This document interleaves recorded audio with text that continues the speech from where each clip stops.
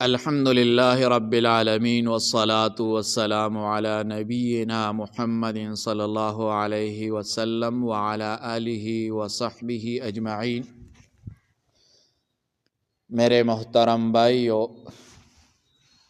آج ہم اس محفل میں جمع ہے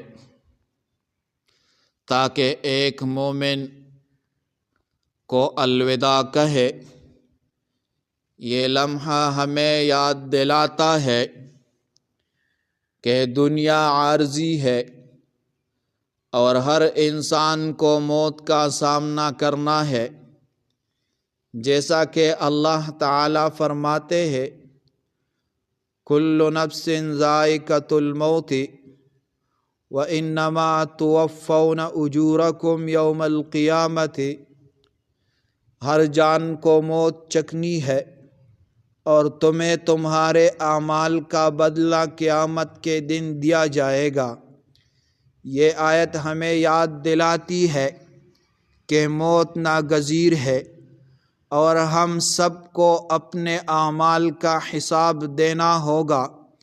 نبی علیہ الصلاۃ والسلام نے فرمایا کونوا فی الدنیا کأنک غرباء او غابر سبیل۔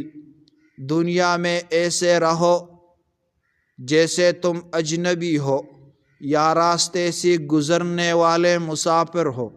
یہ حدیث ہمیں دنیاوی زندگی میں بے رتبی، دنیاوی محبتوں میں حد بندی اور آخرت کی تیاری کی تعلیم دیتی ہے۔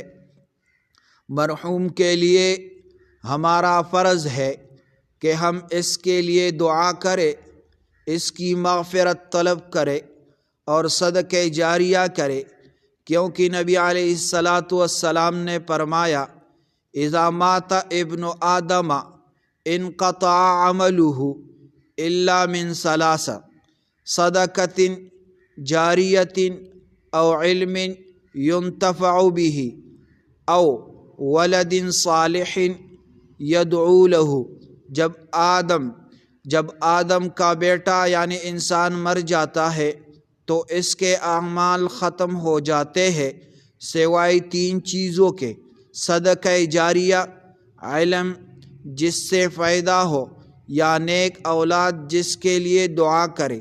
پس عزیزان، آج ہم جو کچھ دیکھ رہے ہیں وہ ہمیں اپنی زندگی کا جائزہ لینے اور آخرت کی تیاری کرنے کی یاد دہانی ہے۔ اپنے گناہوں کی معافی مانگے، اللہ کی رضا کے مطابق زندگی گزارے اور اپنے مرحوم بھائی کے لیے دعا کرے۔ آخر میں نبی علیہ الصلاۃ والسلام کی یہ نصیحت یاد رکھے تزودوا للسفر الی القبر۔ قبروں کے سفر کے لیے تیار رہو۔ اللہ ہم سب کو نیک اعمال کرنے والا اور آخرت میں کامیاب بنانے والا بنائے، آمین۔ وصلی اللہ تعالی علی خیر خلقہ محمد وآلہ واصحابہ اجمعین برحمتک یا ارحم الراحمین۔